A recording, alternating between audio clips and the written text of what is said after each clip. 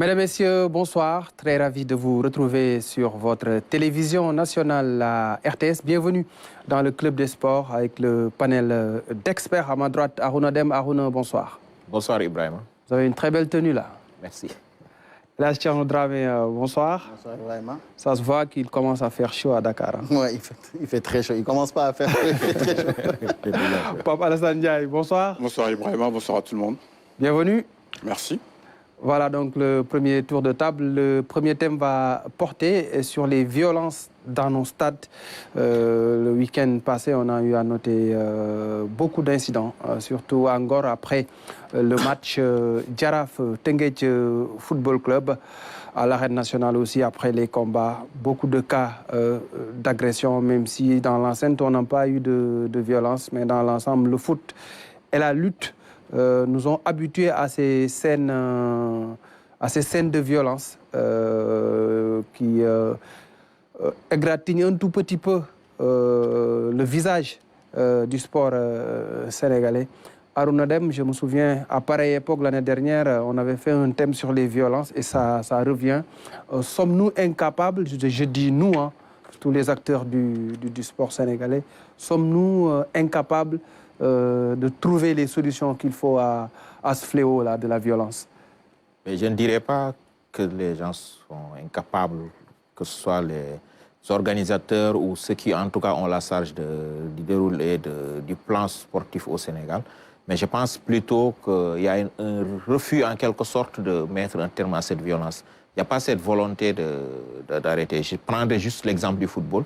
Depuis le début de la saison, cette violence qui s'est invitée à la fin du match Ngor, Jaraaf Teungueth Football Club au stade de Ngor, c'était la énième fois que ça arrivait. Les incidents sont récurrents dans le championnat professionnel de Ligue 1. On a note moins en Ligue 2, mais en Ligue 1, c'est récurrent. Jaraaf, cette saison, ça doit être la quatrième fois qu'ils sont impliqués dans des faits de violence. Il y a 2 semaines. Parfois, ce n'est pas de leur faute, mais parfois, quand ils se battent, c'est les supporters qui souvent été à l'origine de ces incidents-là. Pour un club qui était réputé ne pas être catégorisé, entre guillemets, avec des supporters violents ou en tout cas qui semaient le désordre, ça fait mal d'entendre ça coller à l'image du Jaraaf aujourd'hui. Parce que les incidents, encore moi, je suis passé juste devant le stade au moment où se déroulait la première mi-temps. Mais on sentait qu'il y avait un problème quelque part, que ça risquait de dégénérer tôt ou tard. Donc, il y avait tellement un gros dispositif de la gendarmerie qui présageait qu'on avait anticipé parce qu'on était sûr peut-être qu'il y aurait quelque chose à la fin de ce match-là. Donc, quelque part, on se pose la question, pourquoi cette persistance de ces actes de violence à Alassane Djigo plus souvent, d'ailleurs, à Iba Mar Diop, dans d'autres stades? Tout simplement, moi j'en suis arrivé à une conclusion toute simple. Peut-être que je me trompe dans mon jugement, mais je pense que ceux qui sont chargés de gérer le football professionnel, la Ligue de football professionnel, et par ricochet la Fédération sénégalaise de football qui lui a délégué l'organisation de ce championnat-là, se sont croisés les bras pour laisser la violence faire son lit dans le football sénégalais. On ne sanctionne pas à la hauteur des actes qui sont posés par ces clubs qui posent des actes de violence. Parfois, on dit que c'est en dehors du stade, c'est les supporters. Oui, mais c'est les clubs qui répondent des actes de leurs supporters. On sanctionne en faisant des amendes financières qui ne sont même pas dissuasives. Parce que c'est des 300 000 francs, des 500 000 francs. Ça n'atteint jamais même 1 million de francs d'amende quand il y a ce genre d'actes. Et après, vous revenez, vous refaites la même chose. Si on vous impose un match à huis clos, si on vous dit qu'à chaque fois qu'il y a une violence dans un match interrompu et qui reprend même, vous payez 1 million ou 2 millions, bientôt, les dirigeants des clubs vont trouver la solution. Le Jaraaf s'est déplacé récemment à Pékin en refusant même, en demandant à ses supporters de ne pas partir. Parce qu'ils voulaient éviter des affrontements. N'empêche, à la fin du match, il y a eu des agressions. Un journaliste a même été agressé. On a vu l'AS Pékin faire un communiqué pour dire qu'il n'y a jamais eu d'agression. C'est faux, c'est la presse qui a inventé ça. Et cette personne a été accusée d'avoir créé cet incident-là. Et quelques heures après, qu'est-ce qui s'est passé? La Ligue professionnel, à travers son directeur exécutif, a sorti un communiqué pour confirmer les actes qui étaient dénoncés. À partir de ce moment, Pékin ne doit plus jouer sur son terrain tant qu'il n'y a pas eu de sanctions. On a des commissions chargées de sanctionner. Vous avez vu aujourd'hui, on nous sort un PV qui concerne le Jaraaf pour une évocation sur un joueur qui n'était pas qualifié qu'on a fait jouer pour un match du 30 décembre. 10e journée du championnat, on est à 4 journées de la fin, on évacue les litiges qui sont devant les commissions de discipline. Si les commissions mettent mais pourtant, la commission de discipline a pris beaucoup de mesures. Si on attend 5 mois pour sortir entre une la décision... fin de la saison dernière et cette saison, il y a eu beaucoup de mesures prises. Mboup, je suis désolé, mais ça continue à être trop lent. Dans les autres pays, quand on joue le week-end, au plus tard le jeudi, les sanctions sportives tombent. Et ici, on est dans un pays où les rapports sont disponibles, tout est fait. Mais quand le match se termine, vous attendez 3 mois après ou 2 mois après pour que les PV de sanctions commencent à sortir. Et j'insiste sur le fait que c'est parce que les sanctions ne sont pas à la hauteur suffisamment dissuasives que ces actes sont récurrents. Vous commettez des actes de violence le week-end suivant, on vient, on joue comme si de rien n'était dans le même stade, ou 15 jours après on revient, ou 1 mois après, il ne se passe absolument rien. Et les mêmes qui avaient causé ces actes de violence-là refont la même chose. Combien de fois des clubs ont été impliqués depuis le début de la saison? L'année dernière, vous l'avez rappelé tout à l'heure, on posait le même débat. Ouais. Et c'est les mêmes stades, c'est les mêmes clubs qui sont encore concernés. Aucun n'a été sanctionné. Les Anglais ont réglé le problème du hooliganisme en interdisant d'accès au stade à ces hooligans, à ces supporters violents, qui à l'heure du match devaient aller se présenter dans le commissariat. Ça, c'était au plus haut niveau avec l'État. Nous, on est en train le d'atteindre Premier ce ministre niveau-là. Margaret Thatcher était devant. Aujourd'hui, au Sénégal, il y a des stades où les gens qui veulent la paix n'osent plus s'aventurer. Ouais. Il y a des matchs où certaines personnes préfèrent rester, ne même pas voir le match, plutôt que de se déplacer parce qu'elles se disent on y va, après à la fin, c'est la galère. Vous avez évoqué le cas de la lutte. Certains amateurs de lutte avaient déserté l'arène nationale. Parce qu'à la fin des combats de lutte, mais vous risquez de rentrer... Beaucoup d'agressions, cas d'agression. Voilà, aujourd'hui, c'est un problème. Mais les actes qu'il faut poser, le travail de sanction, parce je pense qu'on a suffisamment... On est toujours dans la diplomatie de la sensibilisation, on a suffisamment sensibilisé. La Ligue a organisé des rencontres entre des supporters de ces clubs-là avant les matchs, entre leurs supporters, leurs dirigeants et tout, pour essayer de pacifier. Ils le font depuis des années. Mais si la sensibilisation ne donne pas les résultats escomptés, il faut passer à l'autre phase, celle de la répression, et avec des sanctions extrêmement sévères qui dissuaderaient peut-être demain certains clubs de vouloir faire dans la violence comme ça se passe actuellement. Et là, Cheikhno Dramé, pourquoi ce mal persiste dans nos stades depuis plusieurs années maintenant? Je pense que c'est d'abord parce qu'on pose un mauvais diagnostic. D'ailleurs, je me demande même, est-ce qu'on a diagnostiqué les raisons de cette violence-là? Qui en est à l'origine? Qui est coupable? Quelles en sont les raisons? Parce que toutes ces questions-là, si on ne répond pas à toutes ces questions-là, on ne peut pas trouver de bonnes réponses. Aujourd'hui, on a vu qu'au niveau de la lutte, il y a les supporters, ceux qui sont dans les stades, ceux qui commettent des actes de violence à l'intérieur de l'arène, mais en dehors aussi, on voit... Et là, il ne s'agit pas juste de violence entre deux camps, c'est des agressions. Donc là, la responsabilité de l'État est engagée. Aujourd'hui, avant de parler de sanctions, c'est vrai, qu'elles soient tardives ou qu'elles soient au moment opportun ou pas, mais là, c'est la Ligue qui sanctionne. Et l'État dans tout ça. Parce que ceux qui cassent des bus, on a quand même une police, une gendarmerie capable d'enquêter, d'aller chercher les coupables, de les amener devant la justice. Ils peuvent être jugés en flagrant délit au tribunal correctionnel. Pourquoi on ne le fait pas? Depuis tout ce temps, on parle de violence, mais on n'a jamais entendu parler d'arrestation, à l'exception de ce qui s'est passé en 2017 à Demba Diop. Ouais, mais depuis lors, de Demba Diop avec les 8 victimes. On n'entend jamais d'arrestation, de supporters qui auraient été jugés, parce que le hooliganisme dont il parle, à un moment donné, c'est des gens qui étaient arrêtés. Et Aaron l'a dit, on n'a peut-être pas... il ne s'est pas arrêté là-dessus. Mais les hooligans, à un moment donné, ils étaient obligés de se présenter au commissariat au moment des matchs. Mais ça, c'est parce que d'abord, on a pu les identifier. Et ces gens-là qui commettent les actes de violence dans les stades, il faut les identifier. Parce que les identifier comment? C'est pas très compliqué. On n'est pas obligé d'avoir, je sais pas, des détecteurs de c'est aussi facile que vous le dites. Oui, mais attention, parce que on n'a pas beaucoup de caméras dans nos stades, par exemple, pour pouvoir identifier les fauteurs. En général, on sait qui se déplace. Il y a dans les comités de supporters, en général, on sait qui est prêt à se déplacer, qui est prêt à aller en Ngor pour supporter le Jaraaf ou suivre le Jaraaf à Teungueth, etc., etc. Dès l'instant qu'on sait en interne le nombre de supporters qu'on va déplacer, qui en général se déplacent, ces gens-là, on les sensibilise. Et s'ils commettent des fautes, on les sanctionne. ils ne viennent plus au match d'après. Et s'ils persistent dans cette affaire-là, mais que la justice se saisisse de l'affaire. Au moment où on parle, c'est quand même des biens privés. C'est des biens privés, mais des bus qui ont été caillassés. Il y a eu des blessures. On a vu un entraîneur avec du sang sur la tête. Et jusqu'à présent, au moment où on parle, on n'a pas entendu parler d'enquête de la police ni de la gendarmerie. Non, et ça aussi, c'est un problème. On n'a même pas vu un communiqué de compassion. Exactement. Même l'arbitre du match, Maguette Ndiaye, l'arbitre du match. Et regardez, un arbitre international, il a pris un sachet d'eau dans le visage, mais si c'était une pierre, aujourd'hui, il serait à l'hôpital, hospitalisé. Donc, moi, je dis, il y a une part de responsabilité de la Ligue, c'est vrai, il y a une part de responsabilité du club, il y a une part de responsabilité du supporter, mais il faut que l'État aussi, à un moment donné, prennent les choses en main. On se rappelle qu'il y a des moments où, à cause de la violence, des préfets avaient décidé de ne plus organiser de navétane dans leur arrondissement ou en tout cas... C'est arrivé à Rufisque il y a quelques années, par exemple. Et ça a eu un impact.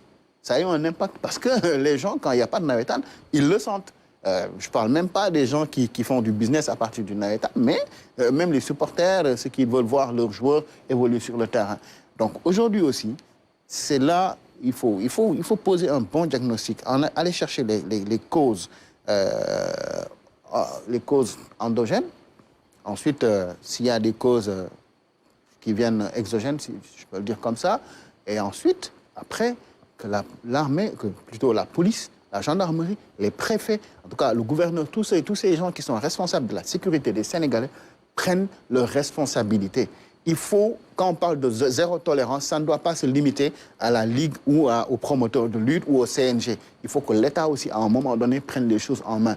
Tous les gens qui sont arrêtés dans ces actes de violence se retrouvent au tribunal. Je vous assure que s'il y a 3, 4, 5, 6 supporters qui sont arrêtés, traduits devant la justice et emprisonnés pour des actes de violence après les combats ou les matchs de football, ces actes-là vont arrêter parce que personne ne va aller en prison. Mais à chaque fois, on met la patate chaude entre les mains de la Ligue. La Ligue peut sanctionner, mais les sanctions se limitent à l'aspect sportif.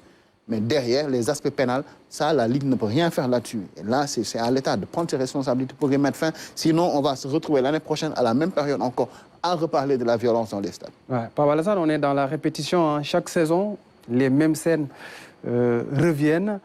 Mais jusque-là, on n'a pas encore de solution efficace. Oui, parce que moi, je trouve qu'il y a un problème de courage.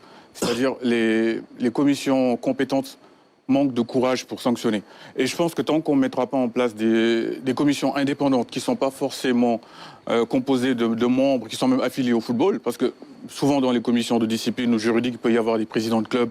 Donc ça peut faire en sorte que ces gens ont peur de sanctionner. Et je pense que le premier problème, c'est ça. C'est qu'on ne sanctionne pas. On n'a pas le courage de sanctionner, mais fortement.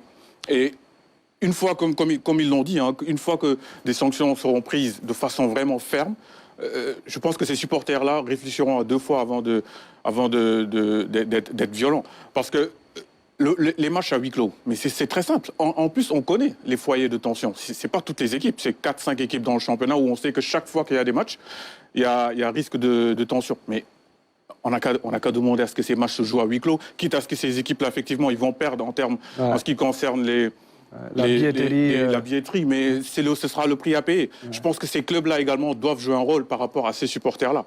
Ils connaissent les supporters. Même les joueurs, moi je ne vois pas dans les matchs de championnat de Ligue 1 sénégalaise de la sensibilisation. On a peut-être tendance à banaliser ça, mais si les joueurs eux-mêmes, les acteurs, demandent à leurs supporters d'être pacifiques, de mettre des t-shirts, de leur parler... de faire des spots à la télévision et tout. On peut penser que c'est rien, mais je pense que ça peut avoir un résultat positif. Les joueurs entre des derbys qui peuvent, avant le match, parler, prendre un micro et parler avant et après le match pour qu'on demande qu'il n'y ait pas de problème, parce qu'on est là pour s'amuser. On a tellement banalisé la violence qu'effectivement, maintenant... aller au stade, c'est presque prendre son courage à deux mains. Il y a quelqu'un qui me disait qu'il ne peut plus aller au stade avec sa famille, avec ses enfants, parce que c'est risqué. Voilà, c'est incroyable, alors que c'est censé être un lieu de divertissement. Voilà, donc je pense qu'il y a plusieurs domaines où on doit sanctionner, où on doit même agir. Les clubs, l'État également. Parce que on sait qu'effectivement, c'est à la sortie des stades qu'il y a le plus souvent des échauffourées. Mais il faut quadriller faire des périmètres de sécurité. C'est vrai que ça va demander des sous, mais dans le football, il y a de l'argent. Donc, il va falloir que l'argent soit utilisé à cette fin-là. Faire en sorte que les joueurs et les acteurs, les supporters soient en sécurité à la sortie des stades, quadriller les terrains sur quelques kilomètres, après sanctionner quand il y a des violences comme ce week-end. Parce que même les journalistes sont pris à partie. Moi, c'est ça que je ne comprends pas. C'est-à-dire des gens qui sont censés être neutres, ils vont s'attaquer à des journalistes parce que ce journaliste s'est trouvé à ce moment-là au mauvais moment, au mauvais endroit. Même les riverains. Les riverains sont les premiers responsables. Les riverains de l'arène nationale, par exemple, ils souffrent après chaque combat de lutte. Voilà. Donc, si on a pu vraiment trouver une solution contre le hooliganisme, toute proportion gardée, c'est vrai que ce n'est pas les mêmes réalités, ce n'est pas les mêmes puissances financières, mais je pense que ici également, c'est tout à fait possible, mais on n'a pas ce courage-là de sanctionner, de retrait de points. Mais si tu retires des points à un club, mais le supporter, il va se dire, c'est à cause de moi, c'est à cause de nous. Donc il va falloir qu'on réfléchisse. Si on joue à huis clos, parce que les amendes, oui, ils vont régler ça après, c'est un moindre mal. Le supporter ne le sent pas. Le supporter sent quand on retire des points à son équipe. Le supporter sent quand on interdit de stade pendant 2-3 matchs des déplacements. Donc, je pense que c'est facile. En même temps, c'est un peu... Ça demandera beaucoup de courage pour tous les acteurs du sport pour essayer d'atténuer, en tout cas, la violence pour un moment. Ouais. Aruna, quel genre de supporters avons-nous maintenant dans nos stades? On a comme l'impression que le profil a changé au fil des années. Ouais. Il y a 30 ans derrière, on n'avait pas peut-être ce genre de supporters prompts à jeter des projectiles, à aller attaquer des supporters adverses et à faire le show aussi à la fin des matchs avec toutes ces scènes désolantes qu'on a vues. C'est le prototype même du Sénégalais qu'on croise dans la rue, qu'on retrouve au stade. Le Sénégalais est devenu par essence violent ces dernières années. C'est un constat. Personne ne pourra dire le contraire. On n'est pas psychologue ni sociologue. On n'a pas fait d'études sur ça, mais le constat, il est là. Les supporters viennent de la société. Voilà, c'est le reflet de la société qu'on retrouve dans les stades en réalité. Les gens n'ont plus de scrupules et ils n'ont plus ce respect des aînés. Parce qu'il fut des temps, vous allez au stade, vous voulez faire quelque chose, un ancien se lève, vous dit « jeune homme, arrêtez », vous arrêtez. Mais aujourd'hui, les jeunes d'aujourd'hui ne répondent rien. Ils font ce qu'ils veulent, parce qu'il y a une très mauvaise éducation qui se passe. La majorité des jeunes d'aujourd'hui sont abandonnés à eux-mêmes. Il n'y a pas assez d'éducation familiale, il n'y a pas assez d'éducation qu'on devait recevoir de l'école. Il fut un temps, nous, quand on était gamin, tu marchais dans la rue, tu apercevais ton enseignant à 100 mètres. Tu prends la tangente. Mais, voilà. Mais aujourd'hui, qu'est-ce que les jeunes font? Ils se permettent même de se jouer à leurs enseignants, leurs professeurs, tout. Ils n'ont aucun respect pour ces gens-là, qui sont leurs éducateurs en quelque sorte. Donc, c'est ce prototype de Sénégalais qu'on retrouve dans la société globalement, qu'on retrouve dans les stades. Et parfois, la passion est telle que, finalement, parce que ce qui s'est passé avec Tengue Diaraf, quand on voit la manière dont les faits sont passés, c'est des histoires de vengeance.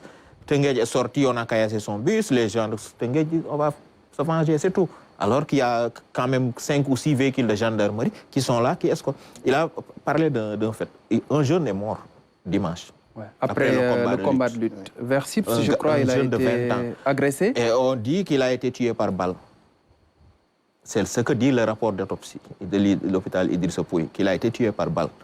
Parce que les gens pensaient qu'il a été agressé ou que c'est dans des bagarres et autres. Finalement, on dit qu'il a été tué par balle. Sa famille porte plainte. De toute façon, il y a le procureur qui s'est saisi pour une enquête. Mais si quelqu'un est mort, moi, je dis, peut-être ceux qui l'ont tué sont responsables. Mais ceux qui ont organisé le combat de lutte, ceux qui ont laissé les gens rester au stade jusqu'à 23h minuit, dans un pays où on sait tous qu'on est tous dans l'insécurité. Il n'y a pas de sécurité dans ce pays-là, c'est la réalité. La police et la gendarmerie font du mieux qu'ils peuvent pour essayer de sécuriser les Sénégalais, mais on se fait agresser à tous les coins de rue. Moi, la semaine dernière, j'étais dans ma voiture, je vois des gens qui sont en scooter, qui marchent tranquillement, qui sont en scooter, qui roulent tranquillement. On pense qu'ils sont là pour marcher vers Grand-Yoff. Et puis, il y a une dame qui est à côté. Arrivé à hauteur de cette dame, on lui arrache un sac et on s'en va avec. Pourtant, à 500 mètres, même pas 500, moins de 500 mètres de cette distance-là, c'est sur l'allée du BRT, il y avait 2 policiers en faction. Un véhicule du GMI avec des éléments à l'intérieur.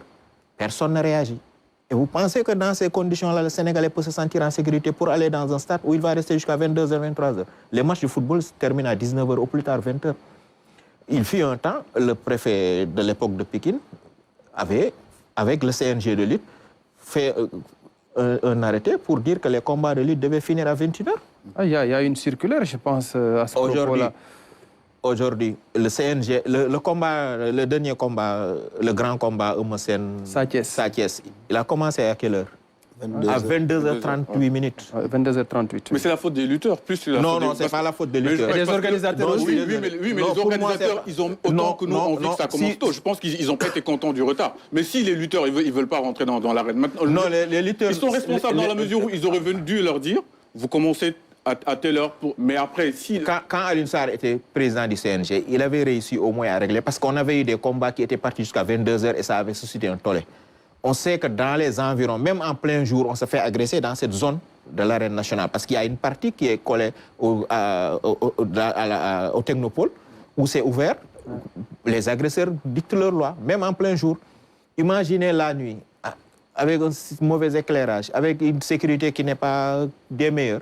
Et on dit aux gens là, vous sortez, vous rentrez tranquillement chez vous. C'est pas possible. Vous sortez, vous êtes en sécurité à l'intérieur de l'arène, mais dès que vous mettez le pied dehors, c'est votre vie que vous risquez. Combien de cas d'agression il y a eu là-bas? Si on devait les répertorier, ça frôle les 500 ou 1000 cas d'agression ce soir-là qu'il y a eu là-bas. Il y a plein de gens qui rapportent avoir été agressés ou qu'on rapporte qu'ils ont été victimes d'agression. Tout simplement parce qu'il y a des jeunes qui ne sont pas venus pour voir la lutte. Tous les agresseurs de Dakar ou du Sénégal sont donnés rendez-vous là-bas pour agresser. Et quelqu'un meurt, on est dans un pays où quelqu'un meurt dans ces circonstances-là, on fait comme si de rien n'était. Aucune autorité n'a réagi. Aucune autorité sportive, je veux dire, parmi les organisateurs, le CNG de lutte, il est responsable. Voilà. Le promoteur, il est responsable. Le ministère des Sports, qui est de la tutelle du sport. Le ministre de l'Intérieur, qui assure la sécurité du Sénégal. On n'en a entendu personne. Ne serait-ce que dire, on dit massa à la famille de la victime. Personne ne dit rien. On fait comme si on n'était pas au courant que quelqu'un est mort là-bas. Parce que tant qu'on dira aux lutteurs que si tu ne rentres pas tôt dans l'arène, on te retire de l'argent sur ton reliquat. Ils le font, mais ils vont dire, ok, d'accord, je ils le font. il ne faut même pas donner cette C'est déjà le cas. Mais il ne faut même pas donner cette... Mais ce sont des sommes parfois dérisoires par rapport au cachet que reçoit le lutteur. Ça ne discute pas. Les deux lutteurs entrent, on leur dit, vous venez à 17h, votre combat commence à 19h0. Vous avez jusqu'à 19h05, on vous donne 5 minutes de retard. Si à 19h15, vous n'êtes pas dans l'arène, le combat est annulé, chacun rentre chez lui. Voilà. Si vous le faites, vous pensez que les lutteurs vont rester là-bas et vous remboursez au promoteur son argent, son cachet, ce qu'il vous a payé. Vous pensez que le lutteur là, il va attendre qu'on l'appelle. À 15h, il sera au stade. Mais on en arrive là parce que le CNG de lutte a laissé faire les débordements. On a vu un arbitre quand il faisait la présentation du combat Balla Gaye Tapha Tine. C'est un officiel qui était là en train de dire à Bekay et Malik Thiandoum, dépêchez-vous, il faut qu'on commence le combat, alors qu'il était déjà 22h passées. C'est parce que ceux qui organisent ont laissé faire. Le CNG a laissé faire, l'autorité administrative, le préfet de Pikine, Guédia ou le gouverneur de Dakar, là, il devrait pouvoir dire aux gens là, vous ne pouvez plus occuper ce stade-là qui est une infrastructure sportive qui appartient à l'État du Sénégal au-delà de telle heure. Ouais. Mais il faut qu'on arrête d'exposer les Sénégalais à la mort comme ça et personne ne dit rien. C'est extrêmement grave. Ils sont tous complices de ces actes de violence-là parce qu'ils n'ont pas pris leurs responsabilités. Vous ne pouvez pas être autorité administrative, laisser les gens rester dans cet environnement insécure. Même si vous déployez là-bas 1000 policiers, ça ne sert à rien. Ils vont sécuriser les gens à l'intérieur. Mais dès que les gens sortent, même si vous sécurisez tous les abords de l'arène, comme vous avez dit, mais une fois que les gens sortent, ils rentrent dans des quartiers lointains. Une fois qu'ils sont à minuit, 1h du matin dans la rue, dans certaines zones, ils vont se faire agresser de toute façon parce que les agresseurs, là, ils réfléchissent aussi. Ils vont se dire, là, on m'a coincé ici, je vais aller les attendre ailleurs. Et ce qui est grave, quand il y a ce genre de combat de lutte, on agresse des gens, à l'arène nationale, c'est à Pikine, on agresse des gens à Padoua, à Grand Yoff, à Yoff, dans n'importe quel coin de Dakar, parce qu'il y a un combat de lutte, les gens n'osent plus sortir. Moi, l'année dernière, c'est à Dalal Djamou que j'ai vu un vieux se faire couper le bras et finir à l'intérieur de l'hôpital. Et nous, quand on sortait de l'hôpital, c'est les vigiles qui nous ont dit non, ne sortez pas parce qu'il y a les gosses qui reviennent de l'arène nationale. C'est à Golfe. C'est très compliqué. Maintenant, il y a beaucoup de jalonnements, même tout au long de l'autoroute et dans d'autres artères de la capitale. Thierno, à long terme, quelles peuvent être les conséquences de ces actes de violence sur le football et sur la lutte? La lutte déjà vit les conséquences depuis des années. Puisque regardez maintenant qui sponsorise la lutte. Tous les grands sponsors qui accompagnaient cette discipline-là, il y a 10 ans derrière, aujourd'hui, ont abandonné la lutte. On ne va pas les citer. Mais ils en subissent les conséquences. Parce que moi, je me souviens, peut-être on en reparlera plus tard, des sponsors qui donnaient jusqu'à 500 millions. Aujourd'hui, tous ces grands sponsors-là sont partis. Et le football risque de se retrouver dans cette même situation, sachant que déjà, le foot a du mal à mobiliser de gros sponsors. Si derrière, il laisse la violence prospérer, parce que ce qui est important, c'est vrai qu'aujourd'hui, les sponsors vont là où vont le public. Aujourd'hui, pourtant, on a bien vu que les stades commencent à être remplis. Mais pourtant, les deux sports les plus populaires au Sénégal. Les deux sports les plus populaires. Parce que le football, il y a quelques années, à Demba Diop, on faisait des matchs où vous et moi, on commentait, on entendait l'écho parce que le stade était vide. Quelqu'un qui était à l'opposé, à la tribune opposée, éternuait, vous arrivez à entendre. Aujourd'hui, on voit que les stades commencent à être remplis. Donc, logiquement, la suite aurait été que, effectivement, les gros sponsors reviennent également pour profiter de cette popularité naissante-là au niveau du football. Mais si derrière, il y a des actes de violence, aujourd'hui, ces gens-là ne voudront jamais associer leur image à ça. Ça, déjà, tous ceux qui ont fait de la communication le savent. On n'associe pas son image à une discipline, à en tout cas un domaine où il y a de la violence, il y a le sang qui coule, il n'y a pas de fair play, il n'y a pas de gentleman agreement entre les parties. Donc, la grosse conséquence, ce sera déjà ça. Et je pense que, et même pour les matchs en direct, parce que vous avez parlé, notre propre technicien a failli se faire agresser lors de ce match-là. Parce qu'il, soi-disant, il a une barbe, les gens ont pensé que c'est le marabout du Djaraf. Regardez ça. C'est-à-dire, il y a ici du Djaraf. Il a fallu qu'il monte sa carte de presse, de RTS, pour que les gens le laissent tranquille. Donc, parce que vous avez une barbe, vous constituez une menace ou vous êtes une potentielle victime. Ça, c'est très grave. C'est-à-dire qu'ils sont capables d'agresser un marabout. Juste, exactement. Donc, on en est là. Et ça, je pense que si vraiment on ne prend pas le taureau par les cornes, des gens vont se faire tuer au stade. Parce qu'aujourd'hui, on le dit, peut-être que la violence, elle est contenue à l'extérieur, mais ça va tout de suite rentrer à l'intérieur des stades. Parce que le problème majeur, ce qui amène cette violence aujourd'hui, c'est que les supporters, certains supporters pensent que leur équipe ne doit pas perdre de match. Donc, vous allez voir qu'aujourd'hui, un supporter va voir son équipe mener 1-0, 2-0, parce que ça a commencé. On a parlé comment ça, Ousmane Djibril Kamara, je pense, l'arbitre. Maguette Ndiaye, qui a pris un sachet d'eau. Ça, c'était en cours de match. Ouais. C'était pas après. Le match a été interrompu pendant 10 minutes environ. Donc, ça commence déjà à l'intérieur. Et ensuite, après, ça se ramifie à l'extérieur. Et donc, ça va continuer. Donc, moi, je pense qu'aujourd'hui, on est à 4 journées de la fin du championnat. Je pense qu'à la fin... Là les enjeux sont énormes et on risque d'assister à ces scènes-là de plus en plus. Exactement. Il faudrait que tout le monde s'asseye autour de la table, qu'on discute, qu'on fasse un diagnostic sans complaisance, qu'on se dise les choses dans le blanc de l'œil et qu'on essaie d'y mettre un terme. Et d'ailleurs, on ne devrait même pas essayer d'y mettre un terme, qu'on y mette un terme. Point final, que chacun joue son rôle. On a parlé des préfets. Moi, je me souviens, j'ai assisté à énormément de combats de lutte, des galas de lutte. À un moment donné, le CNG, c'était 4 combats maximum, avec peut-être un combat d'exhibition. Les fameux, les Yaoudia, les autres, mais c'était 4 combats maximum. Aujourd'hui, c'est 7 combats minimum. Et ce qui fait que, effectivement, ça rallonge le temps. Les tous, c'est entre 2 combats. Il y a la lutte est parasitée. Mais tout cela peut être organisé. Je me souviens, dans les années 90 et jusqu'au début des années 2000, les combats se terminaient à 18h. Vous aviez 1 heure de temps pour faire le débrief avant que la prière de Timis n'arrive. Mais là, ce n'est plus le cas. Si on prend dimanche dernier, c'est le promoteur qui dicte sa loi au CNG. Il fait ce qu'il veut, comme il le veut, il prend tout son temps. Les gens déroulent comme ils ont envie de le faire et il n'y a aucune régulation. Donc l'autorité s'efface parce que c'est lui qui met son argent, c'est lui qui organise son combat, c'est lui qui est le sponsor de son combat. Ouais. Et quelque part, les gens sont là comme si c'était des figurants. Et on en arrive à une situation pareille. Ouais.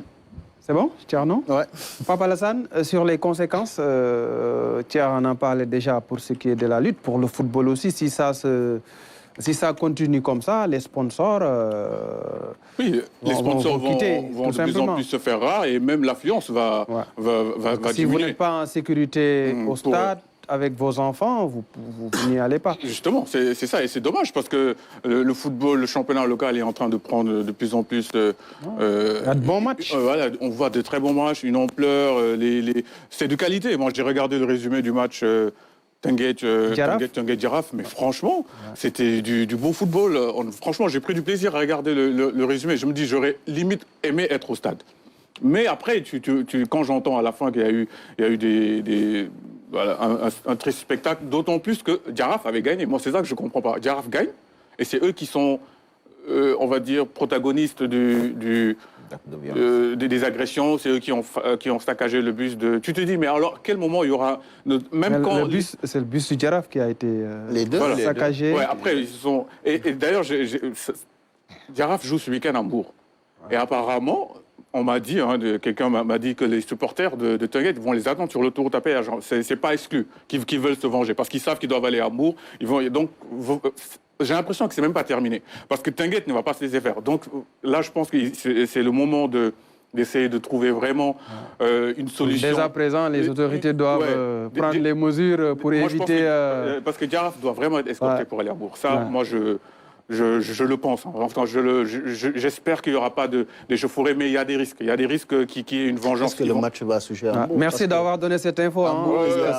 Il y a le drapeau du chef de l'État au stade Caroline Faye. Donc, je ne sais pas, est-ce que le match va se jouer là-bas? J'espère qu'il ne se jouera pas à Hambourg parce que les supporters de Tenguet ne seront pas loin.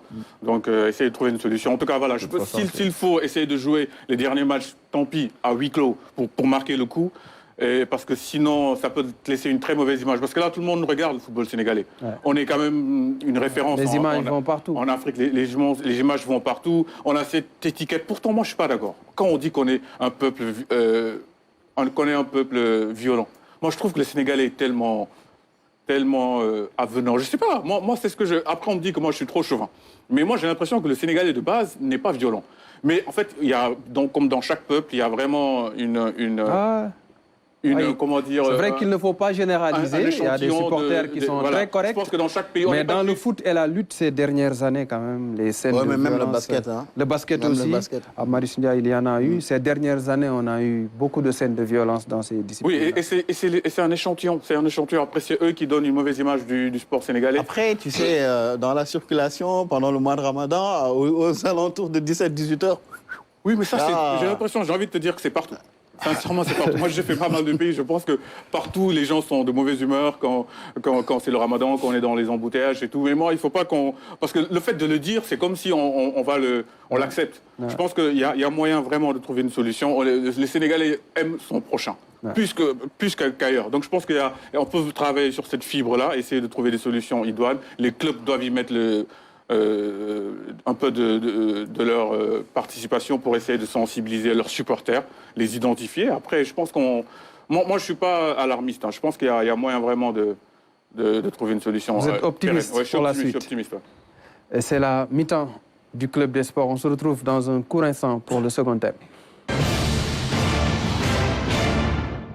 Dans le second thème, on va rendre hommage à un homme qui a participé à l'essor, au développement de la lutte sénégalaise. C'est Gaston Mbengue qui nous a quittés la semaine dernière. Gaston Mbengue qui repose désormais en paix au cimetière musulman de Yoff. Arouna Deme, qu'est-ce qui vous a le plus marqué dans la trajectoire de Gaston Mbengue, qui a été un promoteur très présent ces 30 dernières années au Sénégal, avec beaucoup d'affiches, beaucoup de grands combats organisés? Bien, je ferai la part des choses. C'est deux aspects en fait du personnage.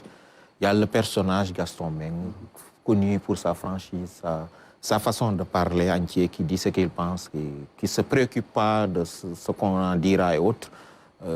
Ça, c'est tout lui avec sa fougue et tout. Donc, ce personnage-là va manquer aussi au Sénégal. Mais surtout, moi, en parlant du Gaston sportif, parce que ce n'était pas que la lutte, Gaston, c'était aussi le football, un passionné de lutte et de football. C'est surtout cet investissement-là. C'est même le football qui l'a amené à la lutte. Ouais, en organisant des combats pour Lazare Ndiambour. Ouais, et après, il a pris 1990, avec l'ancien président de Ndiambour, Maguette Diouf. Donc, il a eu à connaître un peu les milieux de la lutte et à devenir le baron de la lutte sénégalaise en quelque sorte. Mais c'est parce que c'était un homme engagé qui n'hésitait pas à mettre de ses moyens, de son énergie, qui n'hésitait pas à se battre pour en fait ce en quoi il croyait par rapport au développement de la lutte. Les grandes affiches, la révolution de la lutte au Sénégal, c'est lui, qu'on le veuille ou pas. Sur tous ces jeunes promoteurs qu'on voit aujourd'hui, tout est parti de Gaston Production. C'est Gaston Production qui a fait. Il s'est entouré d'une petite équipe de quelques personnes qui étaient autour de lui. Et ça me fait penser à notre confrère Baye-Jacques Diop, qui lui était très proche, qui a beaucoup travaillé avec lui. Parce que quand on était dans la même rédaction, il assistait beaucoup dans la communication de Gaston Production. Donc, on voyait ces investissements. Moi, je retiens juste une fois à Dembo Diop où il organisait, c'était la veille du combat entre Tyson et un combat de Tyson, je pense, où il était au stade jusqu'à 2h, 3h du matin. Bon, on rentrait, on passe devant la porte du stade avec Baye-Jacques. Il me dit, je devais voir Gaston. On lui dit, mais qu'est-ce que tu fais là jusqu'à 2h? Il dit, mais si moi je ne suis pas là jusqu'à 2h, demain les amateurs n'auront pas un bon combat. Il faut que je gère tous les détails. De surveiller, qu'on mette une bâche, qu'on mette du sable, toutes ces choses-là. C'est tout ce personnage-là, c'est ce monsieur-là qui voulait la perfection par rapport à ce qu'il faisait et qui a mis de l'argent dans la lutte. Les gros cachets, les sponsors, c'est lui qui a quasiment ouvert le sponsoring dans la lutte au Sénégal. Moi, je dis parfois, de la même manière que Tyson a révolutionné la lutte, a fait aimer à ces jeunes la lutte et a décomplexé le Sénégalais pour qu'il aille pratiquer la lutte, pratiquer la lutte pour gagner sa vie. De la même manière, lui, il a révolutionné l'organisation des combats de lutte en faisant des spectacles, en faisant des montages financiers qui amenaient énormément d'argent. Et il s'est investi à fond. Et ces sponsors-là les ont suivis, il les a convaincus parce qu'il avait un projet vendable qu'il leur vendait et qu'ils achetaient. Et aujourd'hui, il disparaît au moment où, justement, ces dernières années, parce qu'il était un peu plus en retrait, on a vu que ces sponsors ne sont plus là. Quelque part, peut-être parce que ceux qui sont là n'ont pas totalement suivi le chemin qu'il a tracé, ou bien que le monde de la lutte est en train de changer dans un autre sens que lui, il avait la feuille de route, en quelque sorte, qu'il s'était tracé. Je pense quand même qu'il va manquer au monde de la lutte, au monde du sport sénégalais. On se souvient aussi qu'à la fédération, la première dotation, véritable dotation d'équipement ou de véhicules que la fédération de football a eu, c'est quand Gaston est arrivé, qu'il a occupé le poste de chargé du marketing au sein du comité exécutif de la fédération sénégalaise de football il y a un peu moins 5 ou 6, 7 ans d'arrière. En 2017. Donc, à ce moment-là, il y a eu énormément de choses qui ont bougé. Peut-être pas comme on l'aurait espéré, mais en quoi il y a eu des balbutiements par rapport à ces équipements sportifs ou bien ces équipements roulants pour la fédération de football, parce qu'il a apporté un plus. Et même les ligues, il y a à recevoir des équipements à l'époque. Donc c'est quelqu'un qui s'est toujours investi à fond dans ce qu'il faisait et quelqu'un qui voulait marquer son époque. Et je pense qu'il y a réussi et qu'il restera à jamais dans les annales ou dans l'histoire du sport sénégalais, que ce soit au niveau du football ou de la lutte. Parce que le football, où on a parlé d'Indiambour, qu'il a accompagné tout au début, et dont il a été le président. Donc ça veut dire que c'était un sportif accompli qui voulait s'investir et qui voulait se battre pour que le sport sénégalais aille de l'avant. Thierno, vous avez couvert la lutte. On rappelle que beaucoup de grandes affiches de Gaston Mbengue ont été produites par la RTS. Il y a eu beaucoup de galas aussi à l'intérieur du pays. Aujourd'hui, quel est le témoignage que vous pouvez faire sur l'homme et sur le promoteur qu'il était? C'est comme a dit Aaron, il a utilisé le mot, c'était un personnage. Gaston, c'est vraiment un homme particulier qui a, comment dire, comme il l'a dit, il a révolutionné la lutte. C'est lui qui a créé le CLAF. Il ne faut pas l'oublier, la première saison, c'était avec 2S. Après, il est venu à la RTS. Et il a ce trait de caractère qui faisait que il suffisait qu'il reconnaisse votre visage une fois.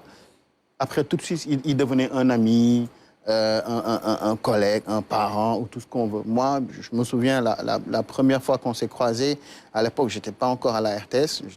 Je travaillais pour une autre chaîne. Donc, on s'est retrouvés ici à la RTS. Quand on s'est croisés, il m'a dit, donc toi, tu es le fils de tel. Je lui ai dit, donc à partir de maintenant, je suis ton papa. Tu vois, et ça, c'était du Gaston, quoi. Donc, moi, il ne m'a jamais appelé par mon nom, c'était toujours mon fils. Tu vois, donc, on avait ces rapports-là. Et puis, bon, c'était un fonceur. Je me souviens, en 2007, je couvrais, et ça, ce n'était pas uniquement la lutte. Hein. On a parlé de la lutte du football, mais la politique aussi. Moi, en 2007, j'ai couvert la campagne électorale, les présidentielles pour le compte du candidat Ousmane Tanor Dieng. Il était dans le convoi à partir de Kaolack jusqu'à Louga. Il avait acheté une voiture neuve qu'il avait laissée à Tanor pour les besoins de la campagne, pour vous dire à quel point il était engagé aussi sur le plan politique. Militant du Parti socialiste. Fervent militant du Parti socialiste. Donc, comme tout le monde, au départ, on l'a vu à la télé, on voyait ce qu'il faisait. Moi, j'étais à Kléber avec un de ses fils, on était dans la même école. Donc, à partir de ce moment-là, déjà, on le voyait un peu. C'était une sorte de mythe, parce que Gaston Mbengue, c'est voilà, le gars qu'on voit à la télé, avec tout ce qu'il apporte. D'autant plus qu'on aimait tous la lutte, déjà, étant très jeune. Et quand on a commencé à travailler en collaboration, moi, j'étais à la RTS, lui, à truc, donc on se voyait beaucoup plus souvent. Mais vraiment, c'est quelqu'un qui avait de la suite dans les idées. Et qui s'était, à un moment donné, lorsqu'il a compris qu'il ne pouvait pas tout faire tout seul, c'est à ce moment-là qu'il a travaillé avec des gens comme Baye Jacques Diop, comme Baye Fall également, qui ont constitué un peu son staff et qui faisaient tout le travail. Et nous, on était séduits parce que on travaille avec beaucoup de promoteurs.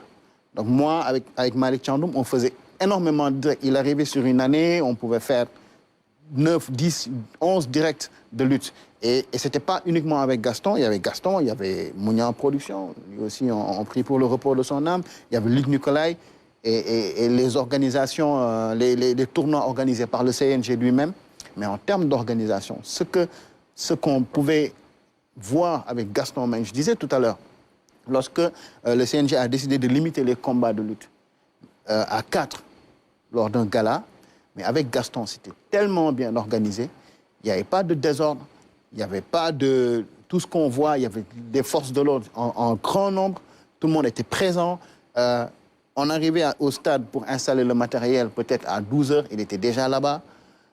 Donc c'est vraiment quelqu'un qui a effectivement révolutionné cette lutte-là en termes d'organisation et cette capacité de mobilisation des sponsors. Parce que tous les grands sponsors dont je parlais tout à l'heure, c'est Gaston. Parce que lui, il n'hésitait pas à mettre... Parce qu'il a été le premier à mettre des cachets de 100 millions sur un lutteur. Ouais. C'est vrai qu'il y a eu Daouda Faye à un moment donné avec le combat Tyson-Manga, où les cachets étaient vraiment très élevés, mais les plus gros cachets, c'était avec Gaston. Et il retombait sur ses pattes. Et il y a un aspect que beaucoup de gens ne savent pas sur le plan social. Aujourd'hui, il y a des lutteurs qui ont des maisons, qui ont des immeubles. Et c'est grâce à Gaston. Parce que plutôt que de leur donner l'argent, après le combat, ils préféraient aller leur acheter un terrain ou leur acheter une maison ou construire la maison du parent, de la mère, etc. Parce qu'ils savaient que c'était des jeunes. Si vous leur donnez l'argent, ils vont flamber.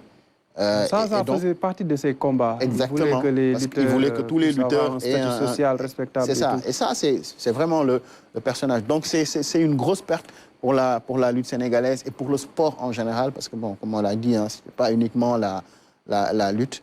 Et voilà, son franc-parler, tout ça va manquer au public sénégalais. Et voilà, quoi. Moi, je retiens vraiment un homme engagé, un personnage atypique, mais qui a marqué son époque. Et ça, c'est important. Papa Alassane, de loin, j'imagine, vous avez pu regarder ce que faisait Gaston Mbengue. Aujourd'hui, avec sa disparition, qu'est-ce que vous pouvez dire sur l'homme? C'est vrai que moi, personnellement, je ne l'ai pas côtoyé, je ne l'ai jamais rencontré. Ouais. Mais bien sûr, comme tout le monde, je suivais ses interventions. Moi, d'abord, je vais commencer à parler de son franc-parler. Ouais. Parce que moi, c'est vraiment rare. C'est très cash. Très cash. Ouais. C'est rare de voir quelqu'un qui a un problème avec quelqu'un. Il va faire une sortie médiatique, il va le citer. Il va dire, toi, ton nom, il passe par ton, il dit, tu as fait ça et ça ne me plaît pas et tu es comme... Ça, moi, je trouvais ça vraiment déjà très en décalage par rapport à notre société. Ouais. Lui, il était vraiment caché. Il aimait dire ses vérités. C'était un homme vraiment intègre et pas... Il est dans le vrai, quoi. Ouais. Ensuite, bien sûr, pour parler maintenant de son côté...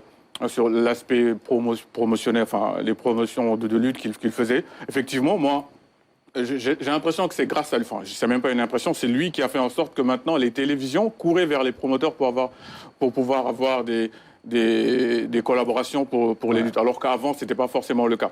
Il a fait en sorte que les lutteurs soient devenus des stars. Si maintenant les jeunes s'identifient à des lutteurs, c'est en grande partie grâce à Gaston Meng, parce qu'il a fait en sorte que le lutteur est devenu un modèle. Il les a starifiés. Comme il a dit, il sortait les gros cachets.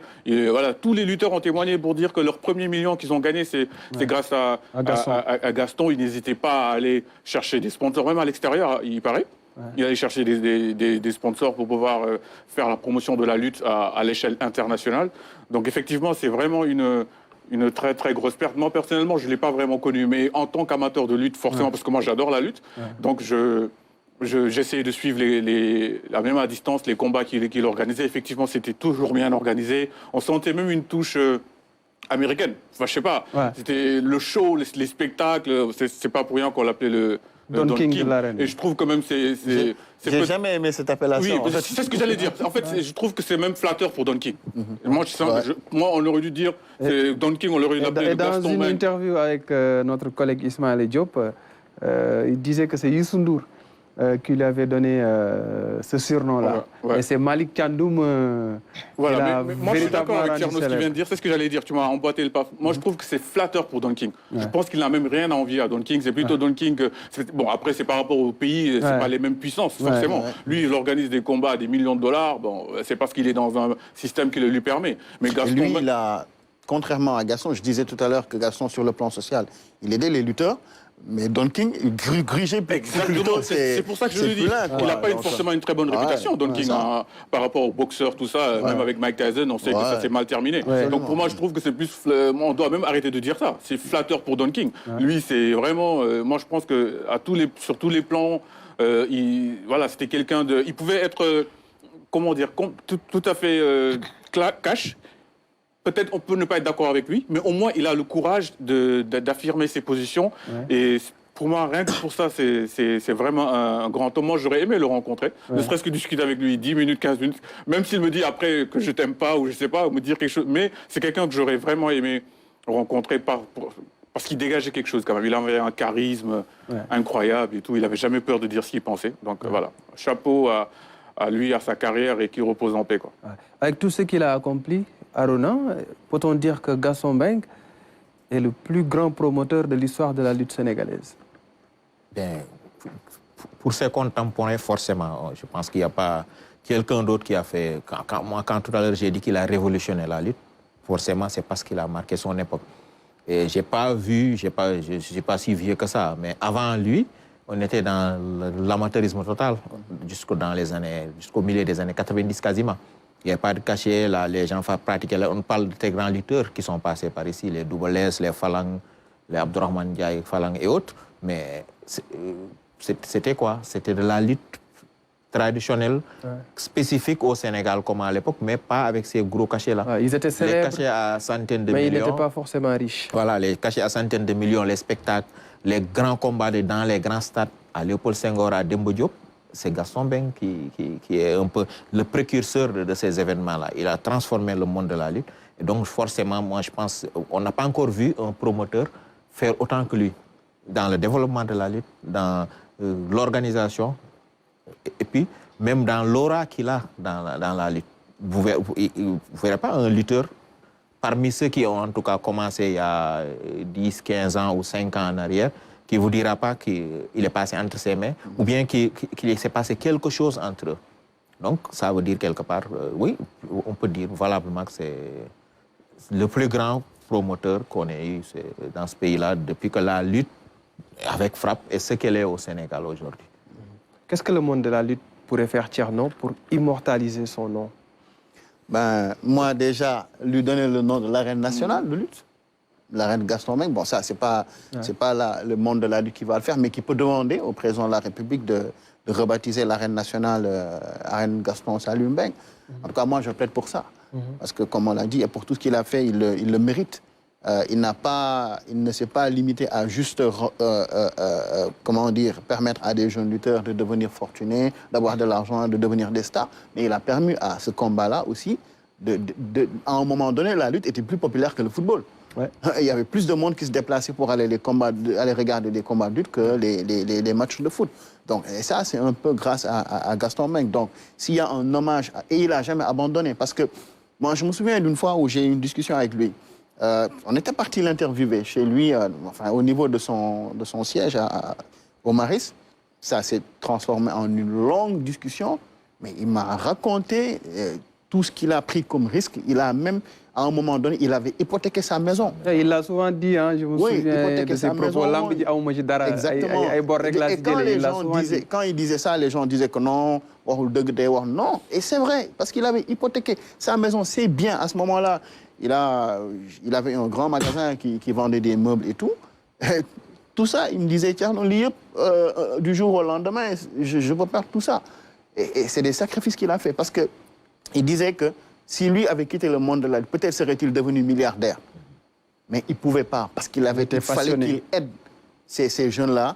Parce qu'à ce moment-là, on parlait de 8000 licenciés. Si lui se retirait de la lutte, si Luc Nicolaï, à un moment donné, qui était sorti de la lutte également, on a vu l'impact que ça a, parce que c'était les deux grands promoteurs.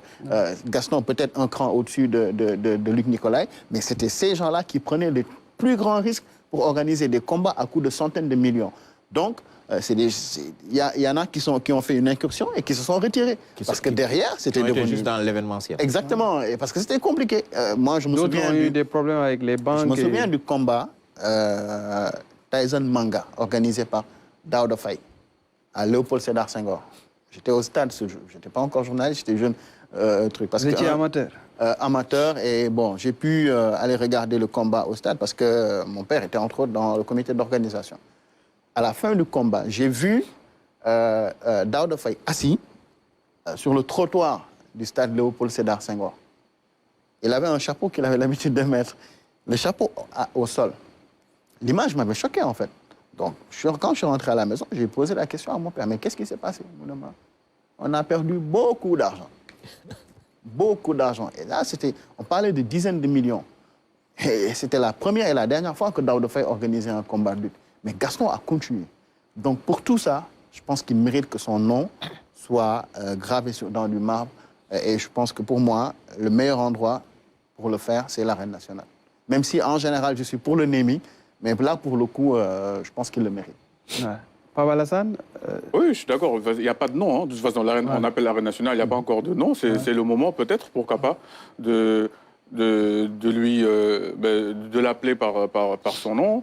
Et également, bon, bien sûr, je pense que les promoteurs le feront souvent organiser des événements et peut-être l'associer à son drapeau image, pour porter son nom. Porter son nom. Si ça peut également lutter contre la violence, également, je ne sais pas, ce serait bien. En tout cas, il faudrait trouver quelque chose. Parce que si la lutte on est arrivé là, c'est vraiment grâce à lui. Hein. C'est peut-être pas le seul, mais en tout cas, je pense que c'est le principal artisan du fait que la lutte soit aussi populaire ici au Sénégal, mais également à l'étranger. Parce que beaucoup d'étrangers, on ne le sait peut-être pas, beaucoup d'étrangers aiment la lutte sénégalaise. Parce que c'est vraiment atypique et lui, il a réussi à faire en sorte que, comme je disais, avant, c'était compliqué de faire en sorte que les télévisions mettre de l'argent pour acheter un combat de lutte, c'était impensable, mais lui, il a réussi à le faire parce qu'on n'avait pas cette culture-là, effectivement. Mais maintenant, grâce à son côté, on va dire, vraiment créatif, managérial, marketing, tout ça, il a réussi à changer l'image de la lutte. Donc, vraiment, c'est une grosse perte pour le sport. Hein. C'est même pas que pour la lutte, pour le sport en général. Et voilà, on peut essayer de trouver... Enfin, on peut essayer de l'appeler par l'Arène nationale, ce serait bien. Je ne sais pas si les autorités vont le faire, mais ce serait la moindre des choses, j'ai envie de dire, pour le remercier. Là, il laisse un grand héritage. Hein. La structure qu'il avait créée existe toujours. Gaston Production, même lorsqu'il était malade, la structure a organisé des combats avec son fils Makan Mbengue, qui a aussi du pain sur la planche pour continuer l'œuvre de son père dans le monde de la lutte. Oui, ça fait quelques années quand même qu'il y a mis le pied à l'étrier, qu'il y a presque cédé un peu la structure pour l'organisation des combats. On espère qu'il pourra perpétuer ce legs-là, qu'il pourra peut-être continuer l'œuvre de son père. On sait que ce sera plus difficile pour lui sans sans son papa. Mais je pense qu'il a même les ressorts, les ressources et les canaux pour pouvoir perpétuer cette tradition-là, parce que son père l'a laissé quand même depuis quelques années sur le terrain organiser ces combats-là. Moi, je pense même que son fils, peut-être dans le show comme ça, on parle de ce qu'on pourrait faire pour un peu l'immortaliser. Je pense que son fils devrait pouvoir, dans le cadre de cette idée de mémorial-là, créer une sorte d'événement annuel pour lui rendre hommage, pour l'immortaliser aussi par rapport à ça. Peut-être une sorte de mémorial Gaston Mbengue parce que c'est la lutte, c'était ça sa passion. C'est là où il s'est investi ces 30 ou 40 dernières années. Son fils devrait peut-être, avec sa structure, créer un mémorial Gaston Mbengue qui se déroulait annuellement, où on aurait de très grands combats de lutte. Parce que lui, il aurait certainement eu cette démarche-là pour perpétuer, parce qu'on l'a vu, vouloir marquer l'histoire, garder de grands noms qui ont marqué le sport sénégalais, et il organisait des drapeaux qu'il leur dédiait annuellement. Donc on doit pouvoir rester dans cette ligne-là. Thierno, sur ce que devrait faire son fils pour perpétuer l'œuvre du papa, ça ne sera pas facile, comme l'a dit Harouna Dème. Hein, son père a laissé quand même quelque chose d'immense j'y arrive, dans ce monde de la lutte. Ouais, je pense qu'il faut... le fait déjà qu'il ait créé une structure qui le transcende, parce que la structure continue, malgré le fait que lui, à un moment donné, il s'était mis en retrait, il était malade et tout, ça prouve déjà qu'il a fait quelque chose, qu'il a laissé un héritage, qu'il a fait quelque chose qui le dépasse, lui. Et ça, il y a beaucoup de promoteurs, malheureusement, et ça, c'est dans tous les domaines, qui créent des entreprises, à leur mort, la société meurt avec lui. Donc lui, déjà, c'était déjà quelque chose de laissé, un héritage. Maintenant, à son fils d'être aussi créatif, sinon plus créatif que son père. Parce que tout ce qu'il a pu faire, justement, Alassane l'a dit tout là, c'est parce qu'il était créatif, il était inventif. Les conférences de presse, tout ça, c'est lui. Les face-à-face. Tout ça, c'est Gaston. Il a été le premier à habiller des lutteurs en costume-cravate, bien sapé et tout, et se présenter face à la presse. Tout ça, c'est Gaston qui l'a. Donc, et c'est ça qui a donné la confiance aux promoteurs, aux sponsors. Parce que les sponsors, ils ont besoin d'une chose, c'est la visibilité. C'est tout. Ils ont besoin de visibilité. Donc, créer, c'est trouver un moyen de mettre tout ça en place pour permettre aux sponsors d'avoir de la visibilité, de créer de nouvelles stars. Parce que les Balla Gaye, les Modou, tout ça, c'est Gaston qui les a révélés au monde. Avec le CLAF. Donc, c'est ça qui va faire qu'il va perpétuer un peu la tradition du papa, être créatif, être inventif, trouver de nouvelles idées pour permettre à la lutte de rester ce sport très populaire qui va amener les gens au stade, qui va les scotcher devant leur télévision. Et après, bon, que la lutte soit accessible aussi. Parce que les combats soient accessibles. Aujourd'hui, c'est le pay-per-view. Tout le monde ne peut pas. C'est très compliqué. Et malheureusement, il y a eu des moments où, quand il y avait combat, il n'y avait personne dans les rues. Aujourd'hui, c'est moins le cas parce que... Le combat de dimanche. Oui, mais bon... Le pay-per-view... C'est compliqué parce que tout le monde ne peut pas. C'est pas évident. Tout le monde n'a pas les moyens. gens sont obligés de pirater un peu des trucs sur Facebook pour regarder les combats. Mais dans ce cas, si c'est laissé aux télévisions de faire un effort, d'acheter aussi. Parce oui, que mais sinon, ça, après, ils sont perdants aussi, les promoteurs. L'essentiel, c'est que la télévision qui va acheter, qu'elle y trouve son compte.